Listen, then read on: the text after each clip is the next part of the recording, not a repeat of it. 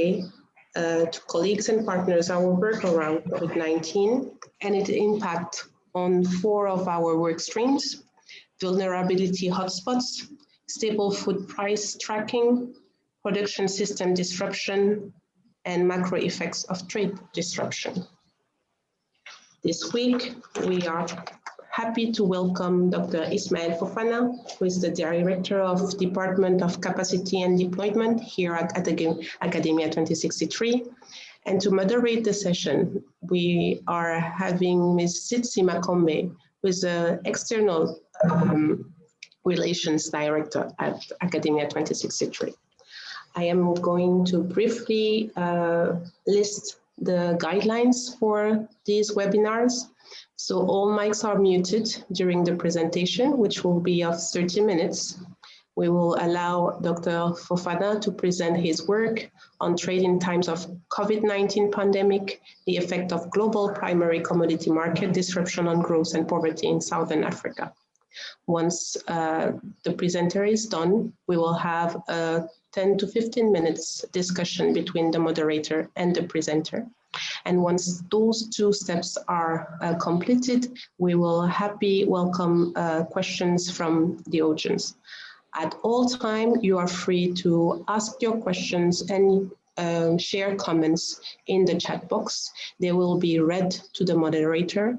And if you would like to participate, please kindly raise your hands during the Q&A session.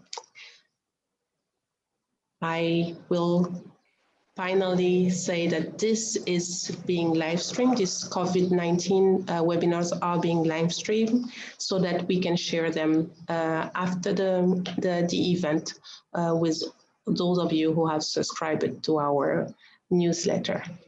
Without further ado, I'm giving the floor to Ms. Makombe. Tsitsi, the floor is yours. Thank you very much, Nabu. Good morning and good afternoon, ladies and gentlemen. Thank you for joining us for today's webinar on trade and poverty impacts of the COVID-19 pandemic in Southern Africa. As Nabu said, my name is Tsitsi Makombe and I'm the Director of External Relations with Academia 2063. I'm very delighted to welcome you to today's webinar. We have an exciting program lined up for you. We are going to begin with a presentation of about 30 minutes from Dr. Ismail Fofana, followed by about a discussion for about 45 minutes.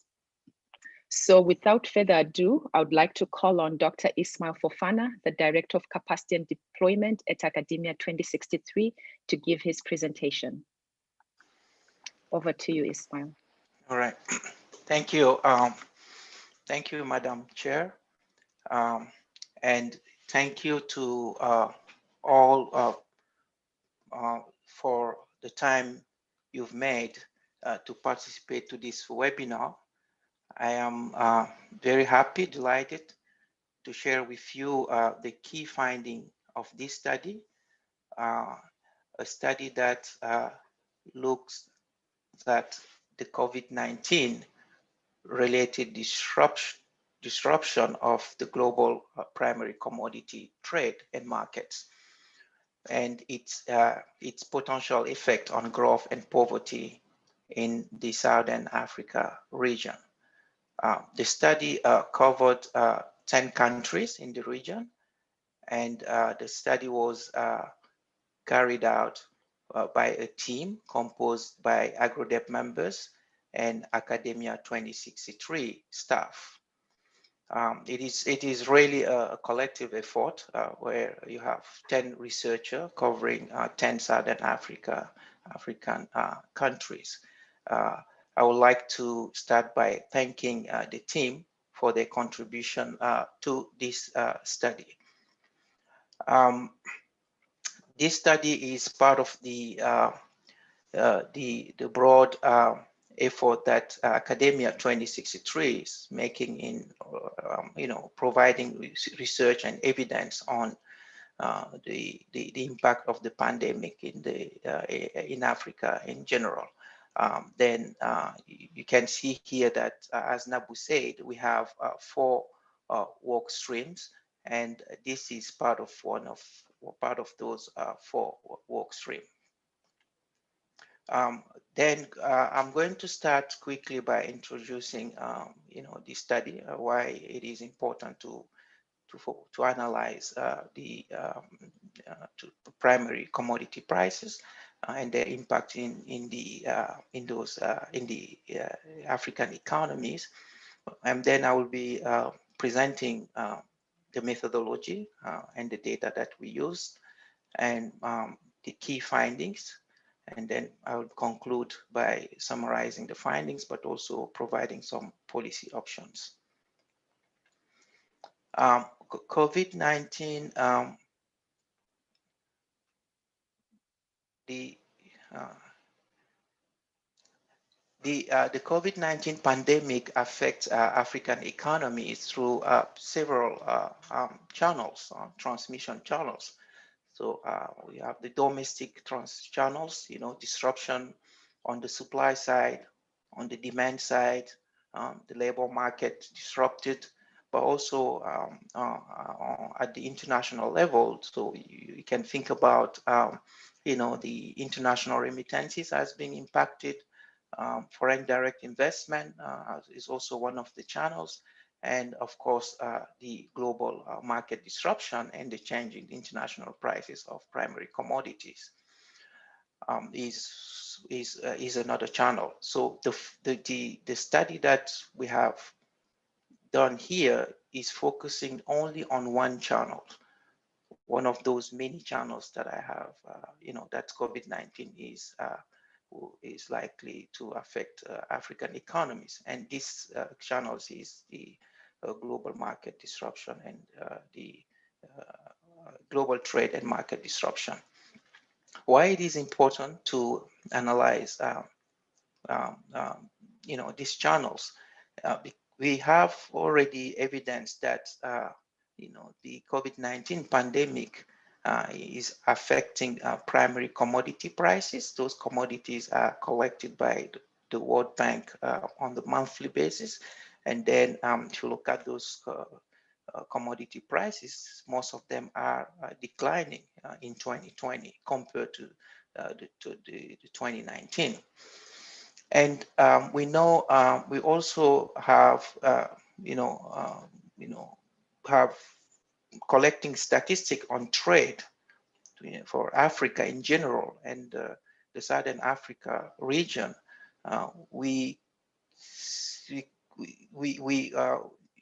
There is evidence that primary commodities contribute heavily in the export basket of Southern Africa countries and African countries in general, but particularly here the focus is on Southern African countries. So you can see here in terms of how prices have been evolving in 2020 compared to 2019. When we use the World Bank price prediction for 2020, prediction on April 2019, before the October 2019, sorry, before the pandemic, and April 2020, right after the pandemic hit.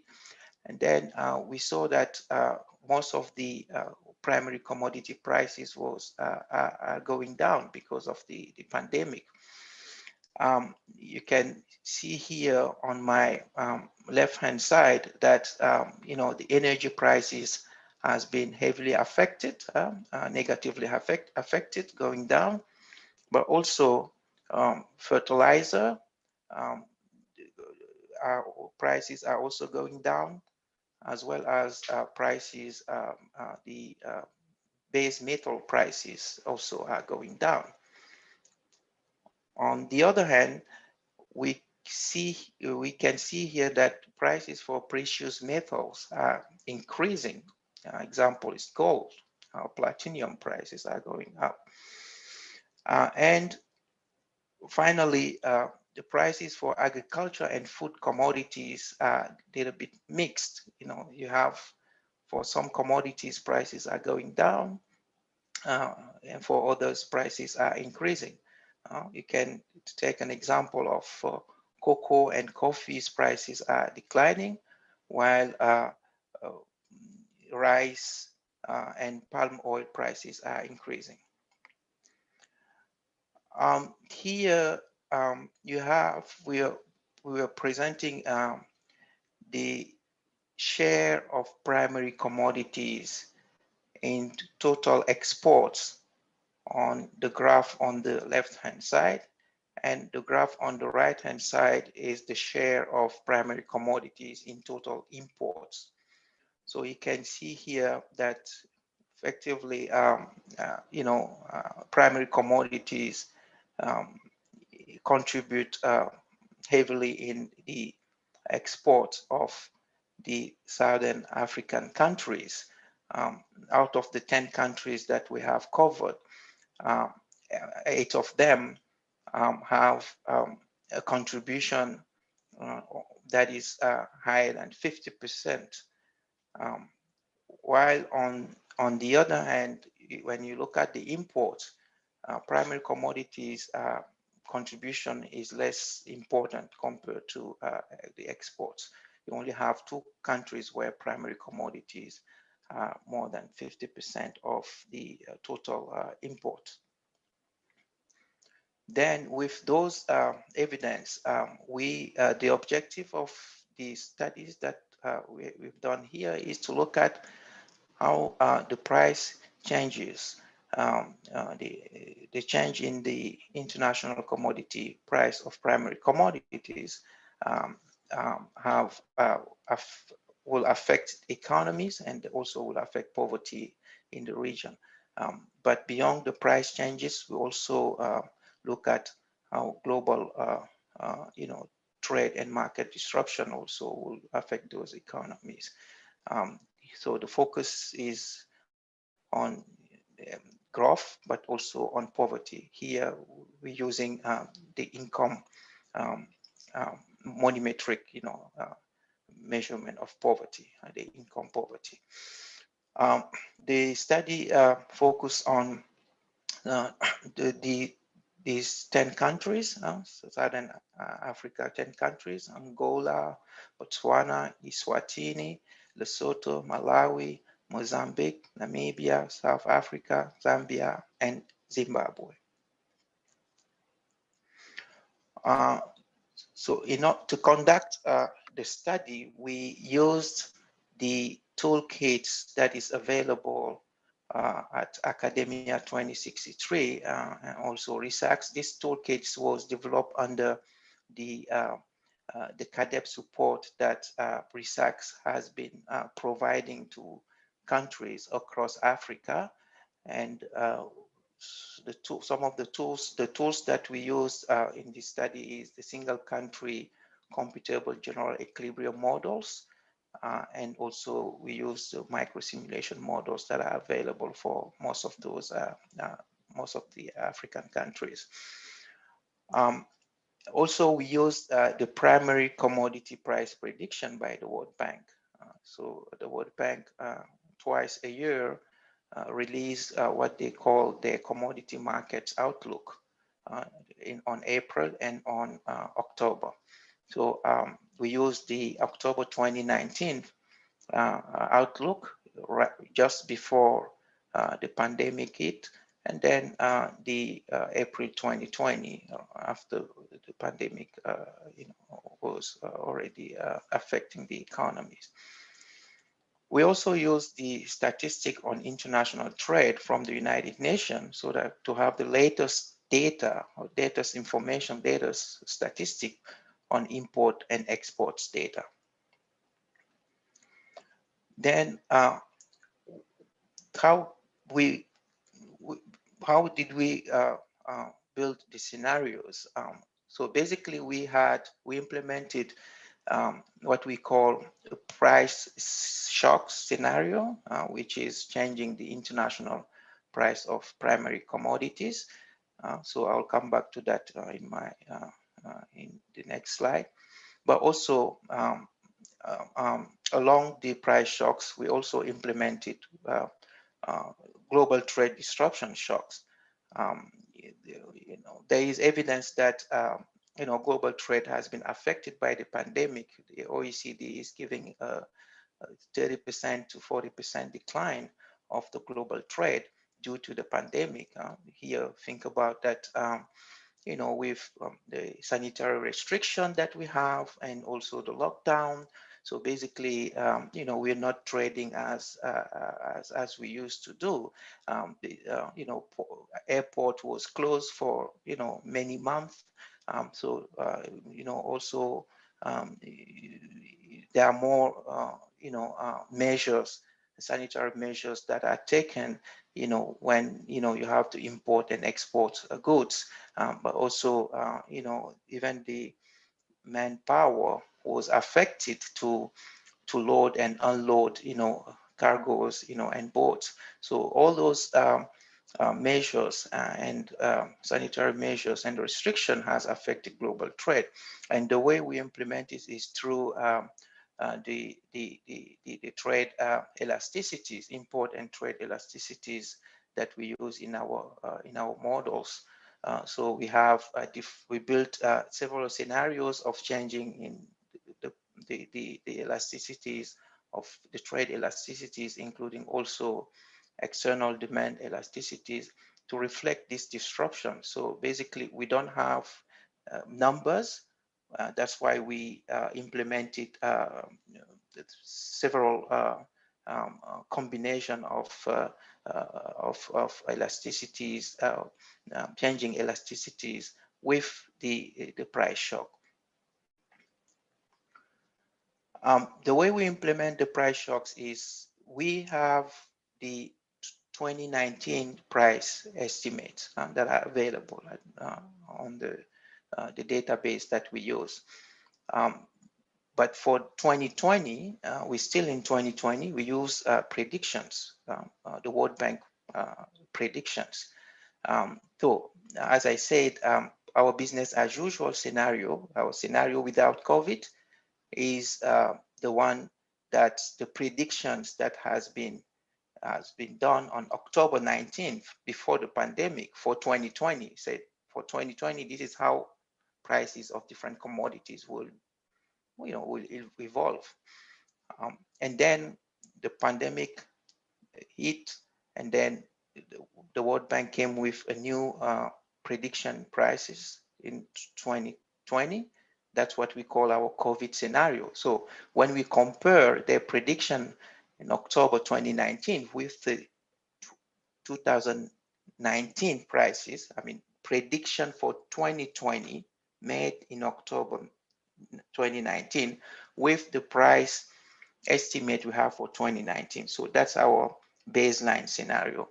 And then when we take the new prediction in 2020, April 2020 for 2020, and compare it with the 2019 price estimate, that's our COVID scenario.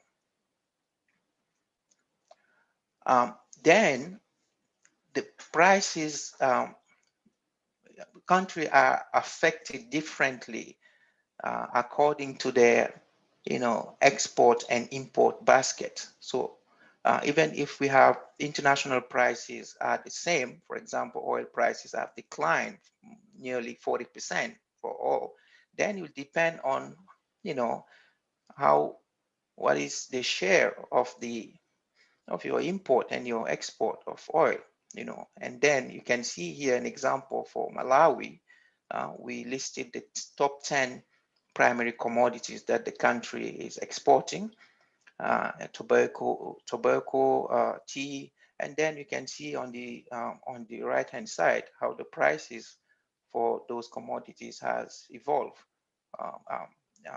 When you compare the COVID scenario with against the business as usual scenario. So for example, those commodities that are heavily exported by Malawi, the price are declining. Tobacco by almost 2% and tea by almost 12%.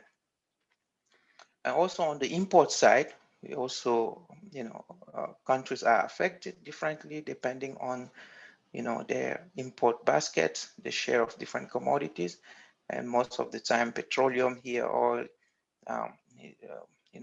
contribute for more than 9% of Malawi total imports, and then the price of petroleum is declining. So, and then you have fertilizer, prices of fertilizer are declining, and then then you expect that in average the price of import prices will be declining for Malawi. So this has been done for all the 10 countries that you have covered. So the price shocks depend on the structure of their, the external trade. And then when you combine the weighted average prices for export, you can see here that, you can see how countries are affected. The most countries for which prices are declining the most is Angola, Zambia, and Mozambique, double-digit decline. We have other countries like Botswana and Eswatini where prices are increasing. And then between the two, you have other countries, Lesotho, Zimbabwe, South Africa, where prices are declining, but slight decline, not the double-digit. And you can see here, the basket composition of their exports. So countries where you have a price decline, heavy price decline, double digit, petroleum, Angola, it's, and copper prices are declining also for Zambia. And then you have coal, aluminum, and petroleum prices that are declining for Mozambique. So those are the commodities that are affecting most of the prices in those countries. And in the other hand, you can see countries for which prices are increasing. Diamond for Botswana prices are increasing. So and diamond contribute for more than almost 90% of the export here. So basically that's what is driving the price increase in this country. And then a country like Eswatini, sugar and woods, the prices of those commodities are increasing. So basically they are affecting the average export price in this country. And then you have countries in the middle where, for example, a country like South Africa, you have, the export is more diversified. You have many platinum, iron, gold, some of them prices are increasing, others prices are declining. And then petroleum, oil, petroleum here also is part of this, the basket.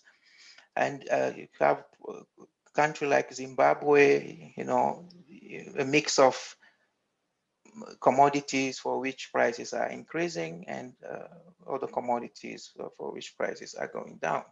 That's the same situation for Namibia. Namibia also have a mix of diamonds prices are increasing, fish prices are increasing, gold prices are increasing, but on the other, in contrary, we have commodities like copper, gold, for which prices are going down.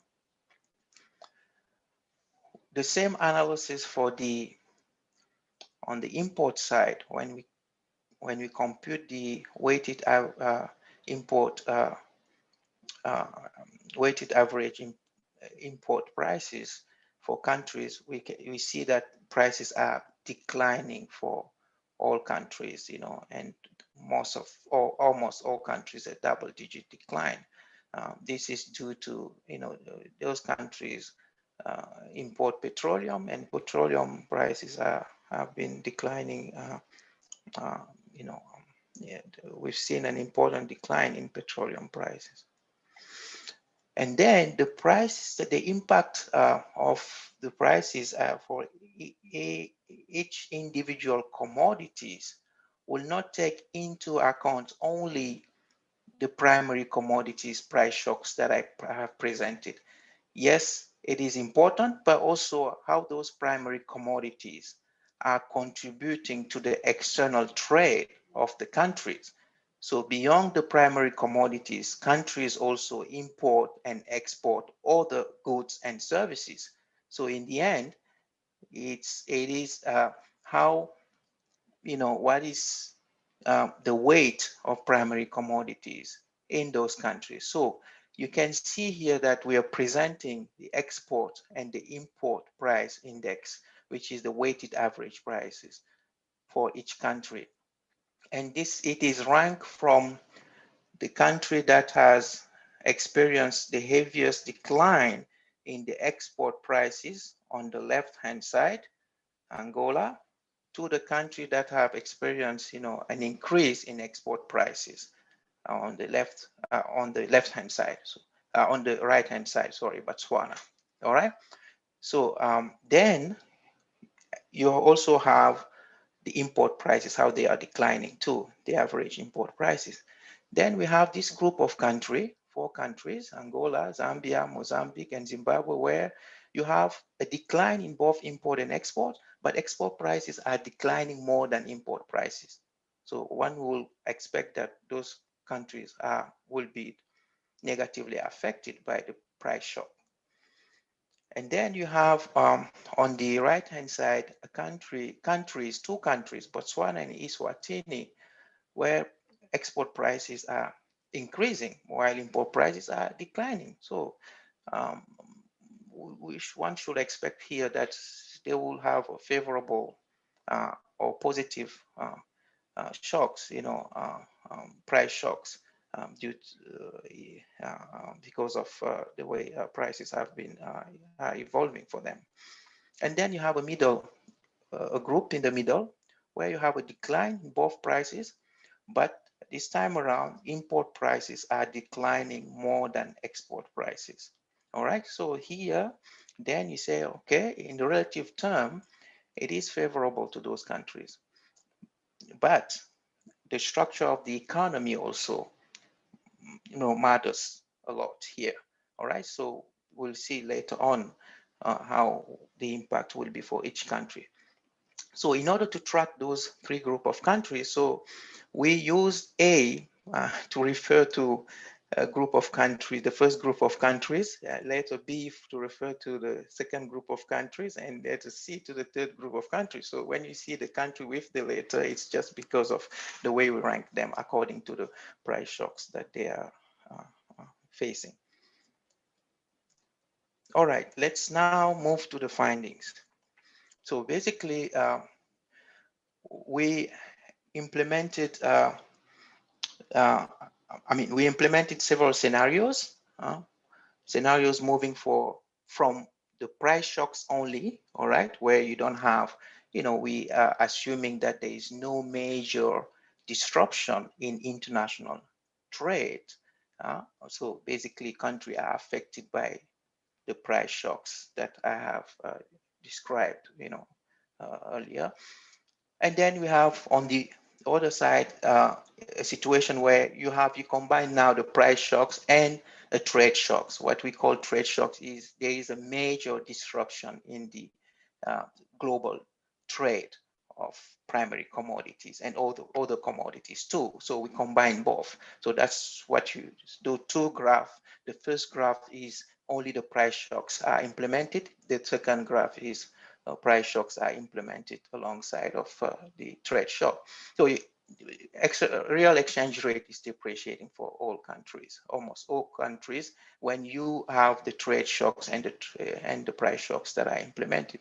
And this is also expected, because import prices are going down, so import are expected to increase, and on the other hand, export prices are going down, so export are expected to decrease, and then you have the real exchange rate that will be increasing.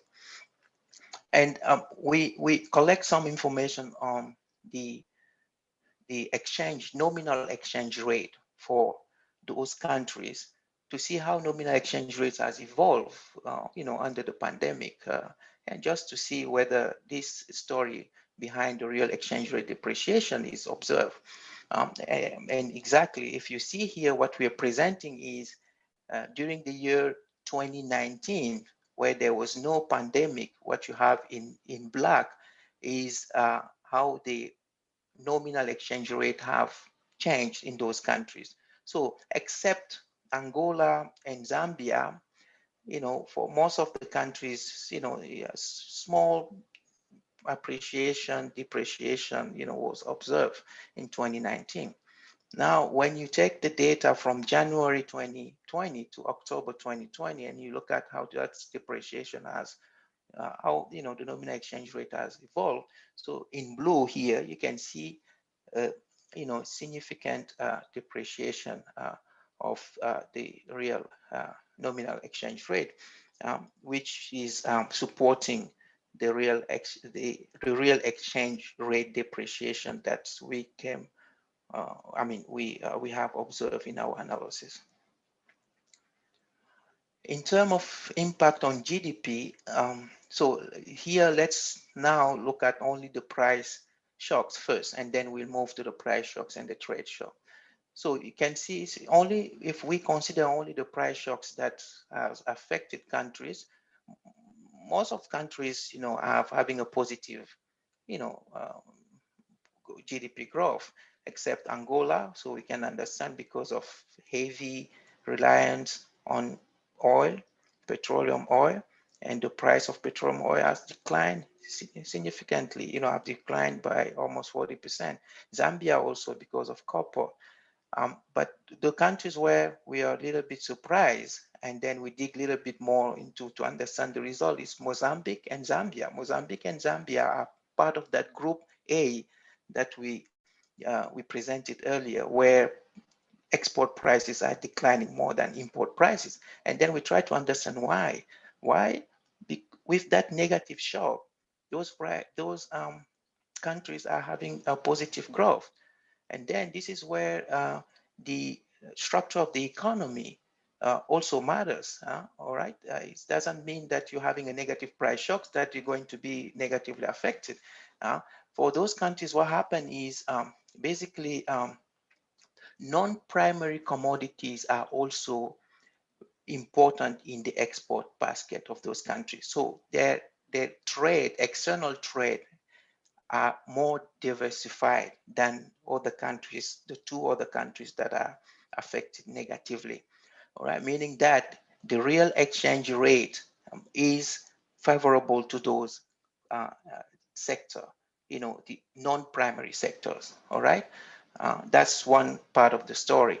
The other part of the story, specifically for Mozambique, is primary commodities which prices are going down are heavily used as intermediate consumption, as an input, not final consumption, but as an input.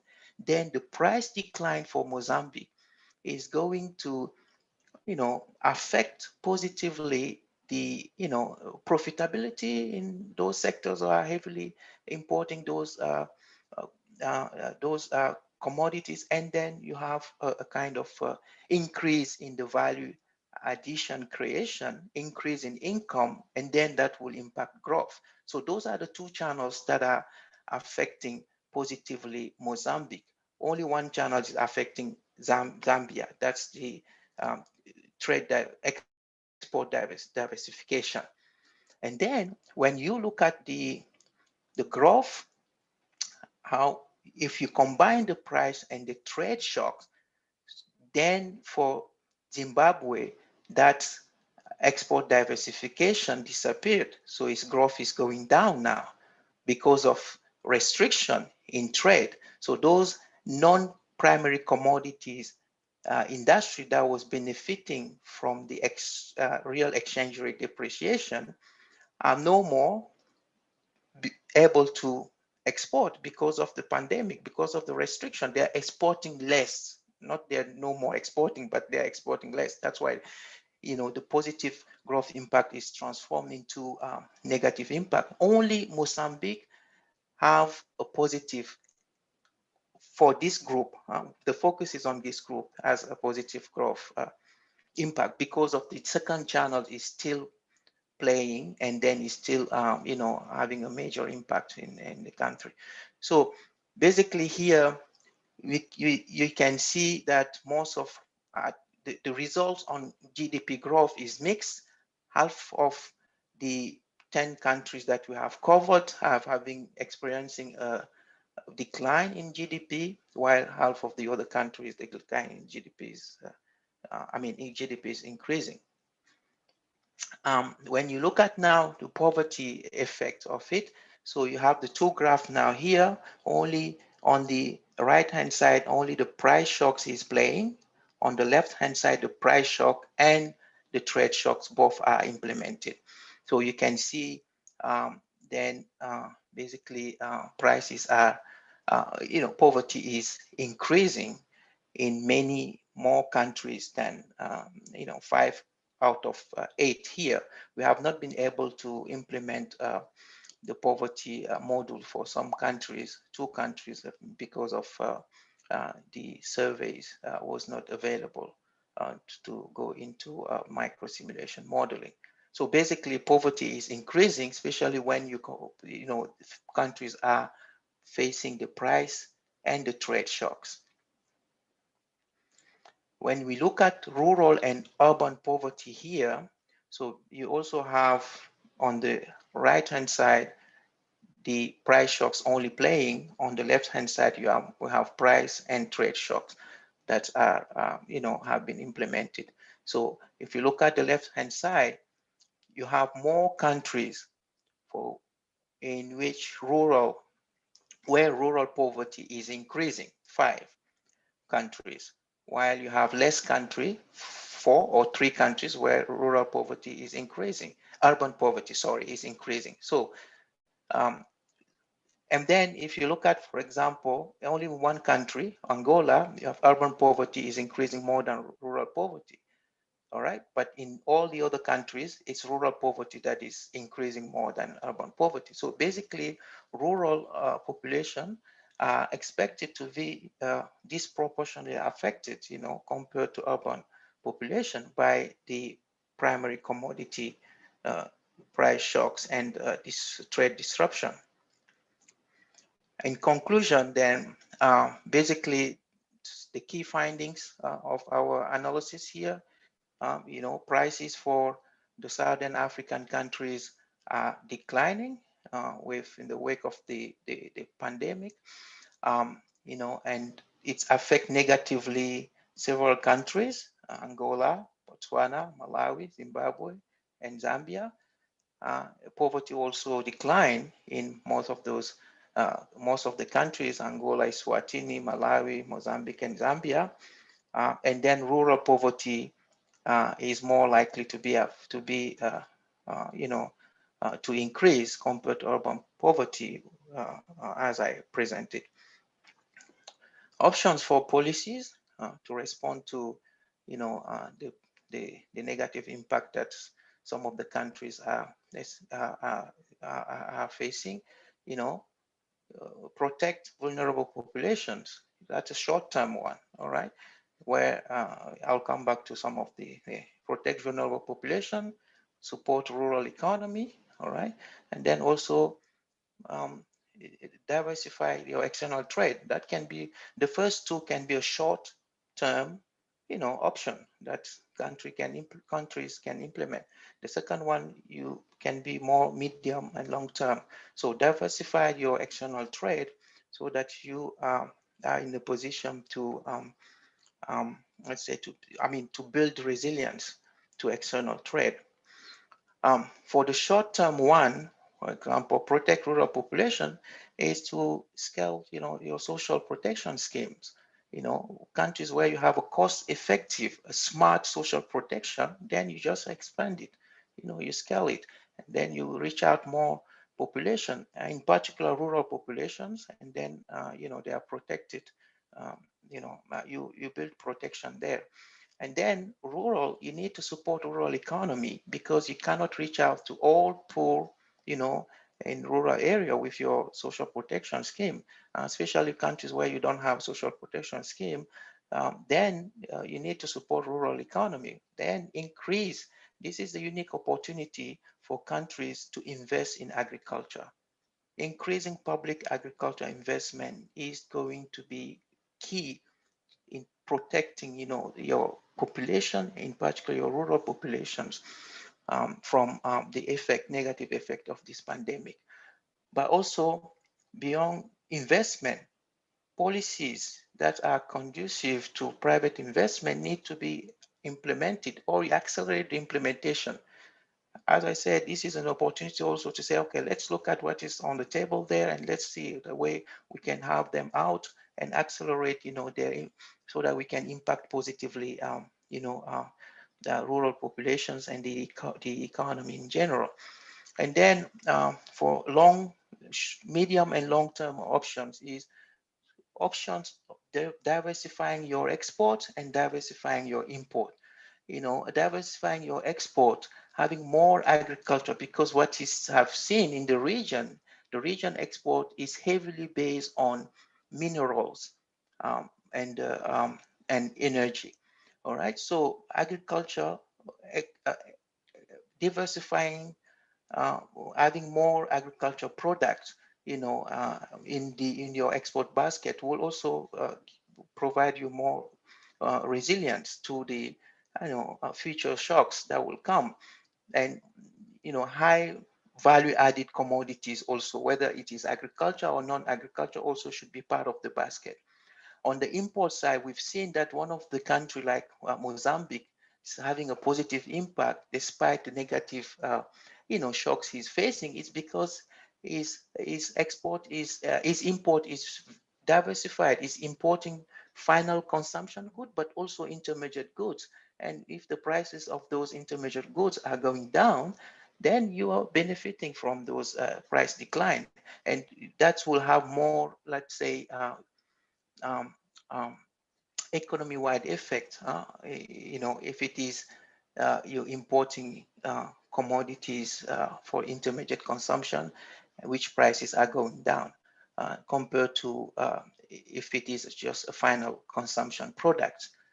So yeah, I will leave it here. I still have more to say, but my time is up. Thank you, and over to you, Madam Chair. Thank you very much, Ismail, for that very exciting presentation, very pertinent, really. So I know the chat box has already been active with some of our audience members with questions, but before we turn it over to the audience, I just have perhaps one or two questions for you, Ismail. I was quite fascinated by some of your findings, for example, on how countries like, I think it's Mozambique and Zimbabwe, are showing positive GDP growth due to the effect on prices and trade disruptions. And I think you did explain it as, it could be due to some of the sort of non-primary commodities being important in these countries. But at the same time, even though we see that positive sort of a GDP growth in countries like Mozambique and Zimbabwe, when it comes to poverty, for Mozambique especially, poverty, we see it increasing. Could you please sort of explain why that may be the case, that we're seeing a positive GDP growth in Mozambique and then increasing poverty? Thank you.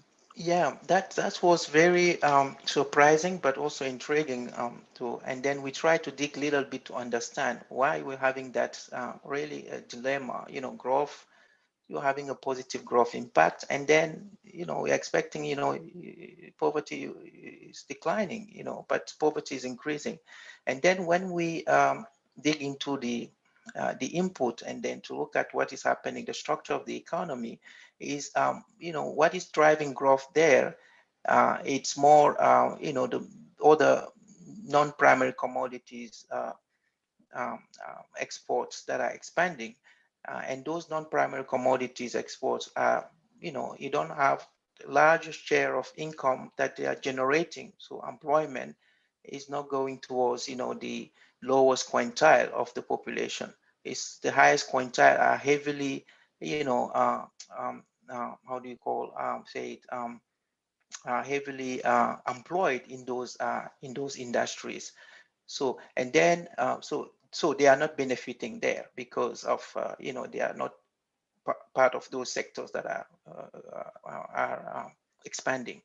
And then when you look at on the other hand, where are they are more in agriculture and other sectors that are more, how do you call it, inward they are not exposed to the external trade. So the real exchange rate effect that you're having, depreciation, so is impacting negatively the price of the sectors where poor people are, and then benefit, while those where you have less poor, I mean the highest quintile, they are in sectors that are benefiting. That's the reason. So you're having the countries grow. I mean, you're having positive impact on growth, but the growth is not inclusive. Over to Great, you, great. Thank you very much, Ismail. And I guess maybe as a follow-up to that, the 2020 Africa Agricultural Trade Monitor that's produced by RISAX and AgriDep programs shows that the trade in processed food products is actually increasing. Intra-Africa trade in food in processed products is increasing. I guess it would be also interesting, perhaps in your analysis, if you could also look at that. For example, what are the effects of price changes in processed foods, on growth, for example? Is that an angle that's possible for your analysis to also consider? Yes. I think that's a very interesting and relevant question. And honestly, this is something that we had in mind. We wanted to look at, then agriculture and food product, it's mixed, but can we read something, how the prices have been affected, comparing raw materials to other foods and process, etc., so that we can see how, in the situation like this where you have a pandemic, just read something, how those the prices of different commodities are evolving. Even go beyond this, the COVID-19 pandemic. Look at the 2008 crisis and see how prices are evolving, and to learn and to draw a lesson from it, and to see what are commodities that are more likely to be affected negatively and positively by a crisis like this, because no one will say that this will not happen in the near future. It may happen, but if you have that information and you help countries to diversify their trade and go towards commodities probably that are less affected by a crisis like this, that will help to build resilience. So to answer your questions, yes, I think it will be relevant to go in that direction. We haven't done it yet, but we look forward to to dig further in that one. Yes, thank you very much, Ismail. I have other questions, but I'll hold off so that we give our audience a chance. So now I would like to open up the floor for questions and comments from our audience. I can suggest that we take perhaps 3 to 4 questions at a time, and then turn it over to Ismail to provide brief remarks. So members of the audience, you're welcome to share your questions via the chat box, or you can raise your hands and you'll be given the floor to ask your question. Before you ask your question, we ask that you state your name and your institution, and then proceed with your question or comment. We have received 3 questions for now. So the first one is from Mr. Frank T. And Frank would like to know, how does the October 2019 prediction compares with actual current prices? The second one is from Joseph Karugia, who is RISAX coordinator for East Africa. And Joseph has 2 questions. The first one is, would you consider redoing the analysis with the observed 2020 prices? And for Namibia comes off better in terms of impact on poverty as a result of the price and trade shocks. What is the explanation? And the last question is from Abiodun. Sorry, Nabu, can you, that question, the third one, can you come again? Namibia comes better in terms of impact on poverty as a result of the price and trade shocks. It's a question, actually. What is the explanation? He'd like to have clarification over that. Yeah. And the last question for now in the chat box is from Abiodun Elijah. Why would you consider income poverty rather than food poverty in the study?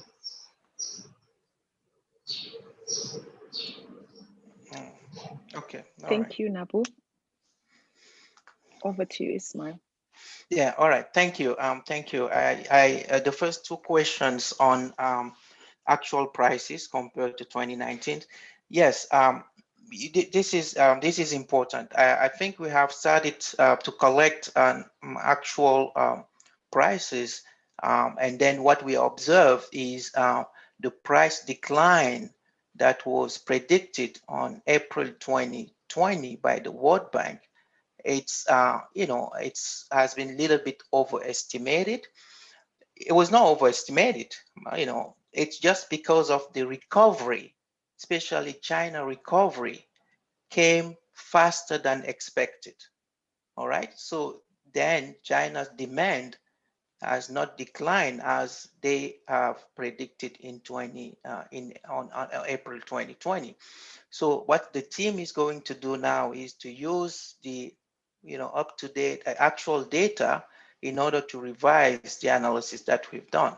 And I think it will be an interesting story, looking at China recovery, and affecting, the price of, the primary commodities that we're exporting, and see how what have been predicted in terms of poverty and growth and poverty based on April and with the new figures. So that's the we're still working on it.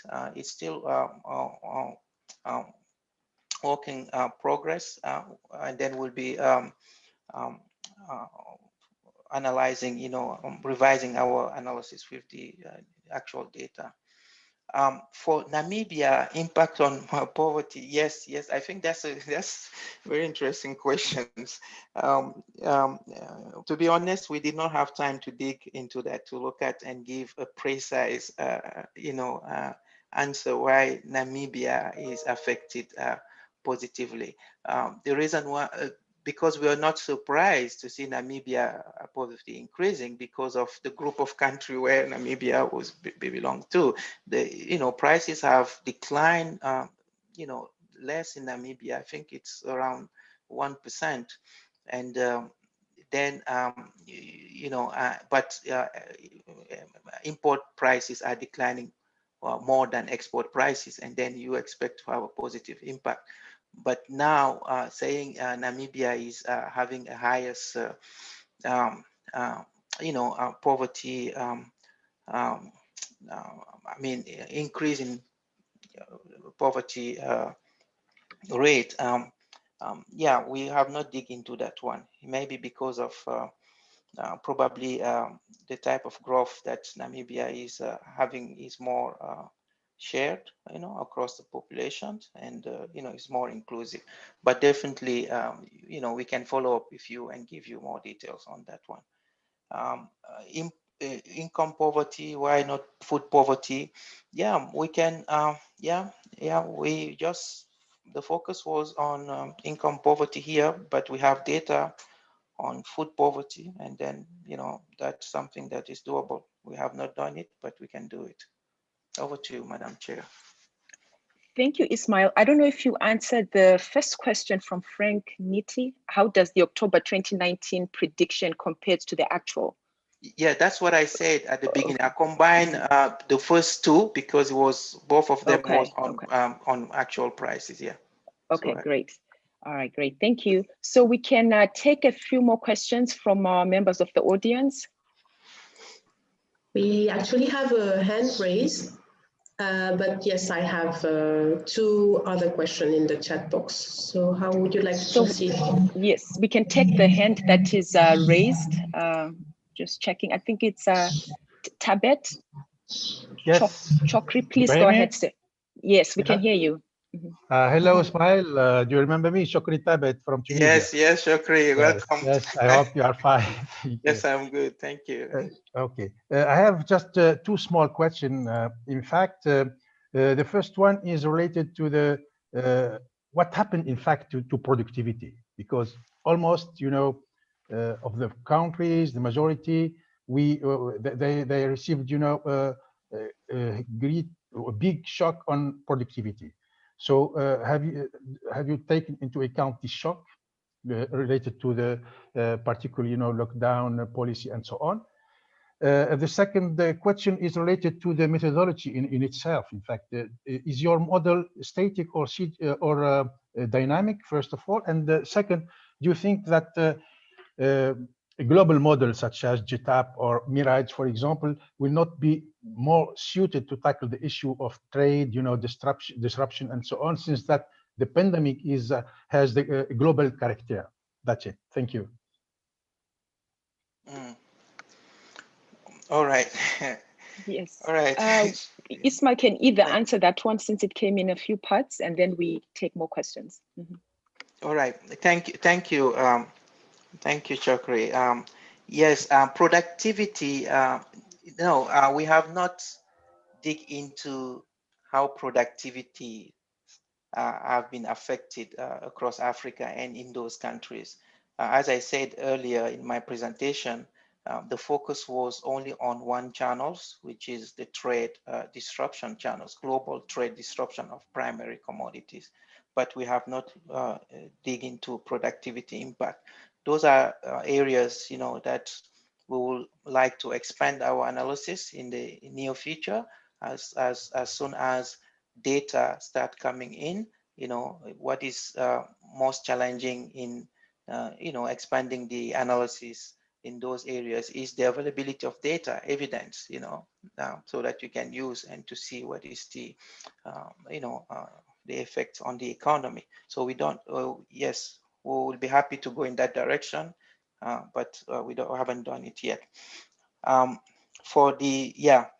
We use a single country computable general equilibrium models, and the models are dynamic. So you have 2019, which is the base year, and 2020, which is we did not want to go beyond 2020, sorry, because of the nature. When we started the analysis, the nature of even the pandemic, it was very uncertain, even for 2020, then, how the pandemic will evolve, etc., to go beyond 2020 and to look at 2021 and 2022. But now as data is we're starting to collect, more data, and, I think we can be more comfortable to go beyond one period analysis. Global model, yes, global model can be used here, but global models has its advantage and disadvantage, like also country-specific models also have their advantage and disadvantage. Basically, think about here the price shocks that you have. Global model will have been very interesting to to look at the price shocks, to endogenize the price shocks, to see how the trade disruption in globally affect prices, because the external prices that are exogenous in these single country models are endogenous in the global model. So if that information was not available, yes, it would have been pertinent and relevant to use a global model where you endogenize those prices because you don't have that information yet. All right. But in our case, that information is available. So no need to use a global model. You can use a single country model. All right. So where global model will really be helpful here is to go beyond the primary commodities, and to, to implement the disruptions across the world demand, how demand has been affected, and look at how different commodities prices beyond the primary commodities prices have evolved. So, and then giving more evidence on, beyond what we have done here. Over to you, Sitsi. Thank you. Thank you, Ismail. We'll take a few more questions from our audience. I know there are a few questions in the chat. So Nabu, would you please read them out? Yes, so we have a follow-up question from Dr. Abiodun Elisha. He's from the Federal University of Agriculture, Abeokuta in Nigeria. He would like to know if Ismail can share with us how the social accounting metrics used in the model was obtained. The following question is from William Akiwumi Senior Agriculture Advisor at USAID Africa Bureau. William wants to know if Ismail compared the result with other region. And the last question is from, sorry for the pronunciation, depen. Here you use GE model. Are you interested in partial model-based analysis and trace it to the farmer's crop receipt as well? Nabu, can you repeat the last one again, once again, please? So here in your study, you used the GE model. Are you interested in partial model-based analysis and trace it to the farmer's crop receipt as well?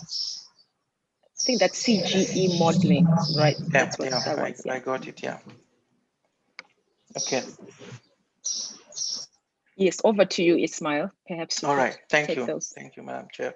The social accounting matrices that has been used are available through the RISAC's AgroDep, especially AgroDep website. So basically, over the years, the last 5-10 years, we have been building and updating the social accounting matrices and make it available through the AgroDep website. So you can have access to all the sums, the matrices through the AgroDep website. Probably Nabu can provide, in the chat box, the link, the website link. But beyond using them, we updated all the sum to 2019. All right, so that we have up-to-date figures of the economies. Basically, the way we update them, we use secondary data coming from the World Development Indicator database. As I said, also the trade database that we use the trade database to have the latest shares, export and import shares in the economy before implementing the price shocks and the other shocks. But beyond the trade data, we use the from the World Development Indicator database and also the African Statistical Yearbook, you can see the structure of the economy, how it has changed. So you have the GDP composition by expenditure side. You have it also by value added, how different industries are now, their shares in the economy are changing. You also have the latest government financial statistic also that we use. So deficit, expenditure, taxes, how import taxes, export taxes, if relevant, have changed. And then we use also the balance of payment for countries are also available. And then, so we use all those information to make sure that we have the up-to-date figures, pictures of the economy before implementing the shocks. That's for the first question. So the second one, yes, the results with other regions. So basically what we have done so far with the other regions is to analyze the price shocks only. No, we have not gone into the growth and poverty impact. That's our next step. After Southern Africa, we are starting with Southern Africa, and then we'll move to other regions. But we have already, and it's available in our website, how the price shocks has, that's the first part of my presentation with the maps. So we have how the price shocks have affected West Africa and Eastern Africa. Basically, what we have learned from it, at least as far as the price shocks is concerned, is Southern Africa is the most affected country in among those three regions. Why? Because they're dependent on some of the commodities that prices have been declining more. When you look at the West Africa, there are more countries like there, especially the Sahel countries, which depend more on the precious metals, which prices have been increasing. So when we compare the regions, you have 6 countries in West Africa for which price, the price changes has been favorable to the countries compared to only 2 in Southern Africa. And I think it's only 2 also in Eastern Africa. All right. So you have countries like Guinea, like Burkina Faso, like Mali, which are, and benefiting from the precious metal gold's price increases. You have country like I think Gambia, Cabo Verde, and there's another country, Gambia, Cabo Verde, and another country, Mauritania. Yes, Mauritania is part of the analysis. That's relying more on fish, products, which prices also has increased. And then, yeah, that's what we have done so far. But our next step is now to move to another region and to deepen the analysis and go beyond the price shocks, that price analysis, and look at the growth and poverty impact, and then move to another one until we covered all the 4 regions in Africa, East, West, Central Africa. The last one, CG model. Yes, we use a CG model. Yes, definitely. I think there is a room here to combine, as we did for the micro simulation, and to analyze poverty. It's not including the model. It's 2 models that have been used, and we built a bridge between the 2 in order. And then also, I strongly believe that we can also build a bridge with other models and dig deep in some of the aspects that we have not been focusing on here, and partial equilibrium is one of them. Thank you. Over to you. Thank you very much, Ismail. We'll take a few more questions from our audience. Please feel free to raise your hand and state your name and your institution before your question. Do we have any questions in the chat? I don't think I see any. Not for the moment. Okay. Well, I guess perhaps, I think Sibusiso has a question. Sibusiso, would you like to ask your question using the mic?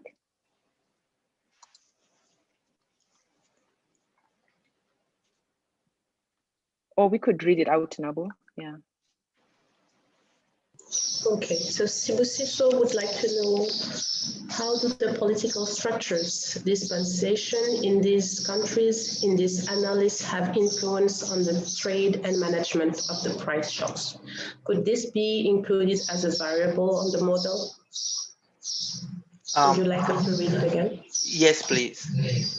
How do the political structure and the dispensation measures, I suppose, in these countries, in this analysis, have influence on the trade and management of the price shock? That's the first question. And could this be included as a variable on the model?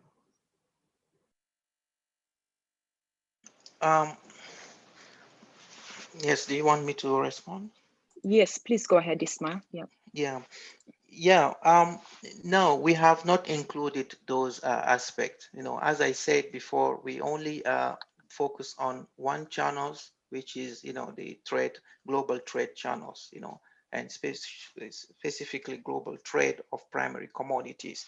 The others, the first questions, those will be difficult to include those. First of all, there are 2 dimensions here. First thing is evidence. All right, availability of data, of evidence, how it has been disrupted or affected by the pandemic. If that information is available, the second step now is it possible to have it in the model? The way the models have been, built right now, it's not straightforward, to include those parameters that you have talked about in the model. But yeah, those are things, you still need to, to search, and then to see how it can be done. But it cannot be included directly in the model at the stage where we are right now. So basically, the response to this is 2 things: data, evidence. You need to have it first, and the second is the model is not suitable the stage of the model right now is not suitable to include them. Yeah, at this stage, sorry. Thank you very much, Ismail. Any more questions, audience members? In the meantime, I guess I'm just thinking there seem to be a few questions related to sort of perhaps other channels in which we see the effects of COVID-19 pandemic.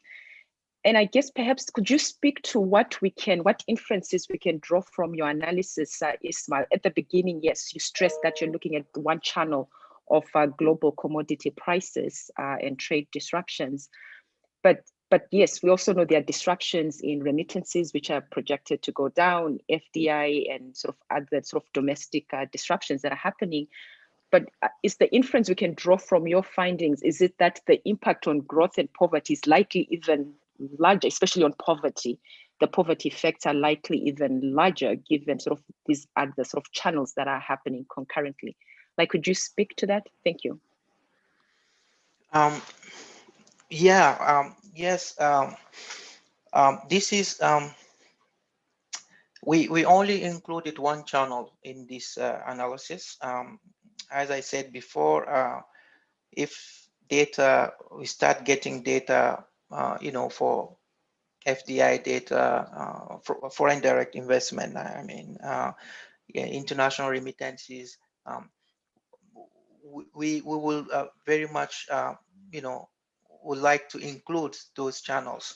I think one area of extension is to include the other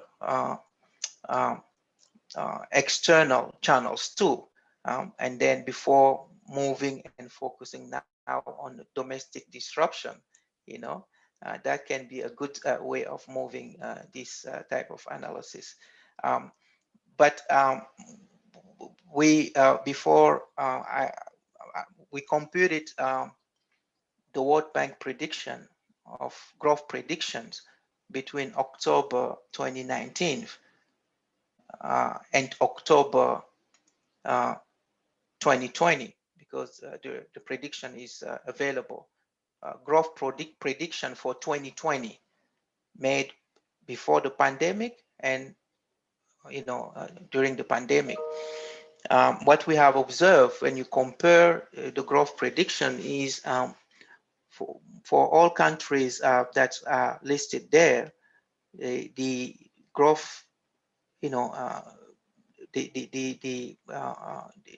negative impact is much higher than what you have predicted, meaning that the other channels also are affecting the economy, are important. So I'm not going to go into poverty because I will be just speculating. I don't have any evidence, but at least it shows that the other channels are really affecting the economy. And then you can see for the economies where this channel is not really a major, is not affecting negatively the country, then that gives information to policymakers to then focus on other channels and provide their responses for other channels, and saying that, okay, we don't have to worry about the trade channels anymore because studies are showing that we are okay, we're fine, we're not impacted negatively. All right, but the other one, yes. And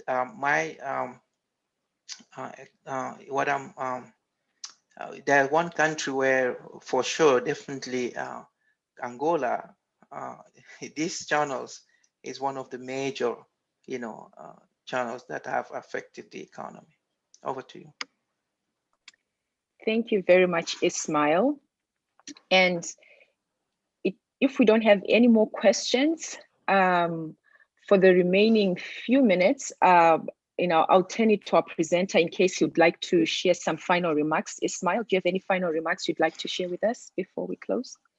No. I want to thank the audience, for your contribution to this webinar, and also I want to thank my colleagues who have contributed to this study, and also beyond my colleagues, the AgroDev members who have been part of this.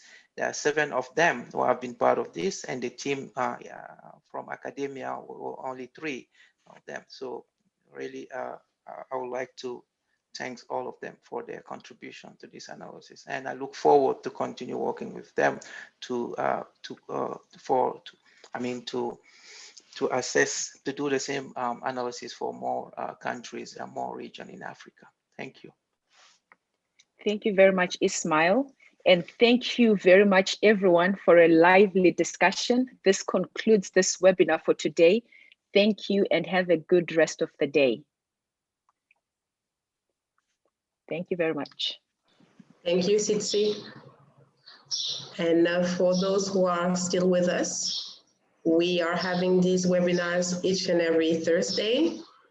We welcome you to our next webinar that will be on our vulnerability hotspot workstream, and the work presented will be on Central Africa. And for more information about Academia 2063, please kindly visit our website, Academia 2063.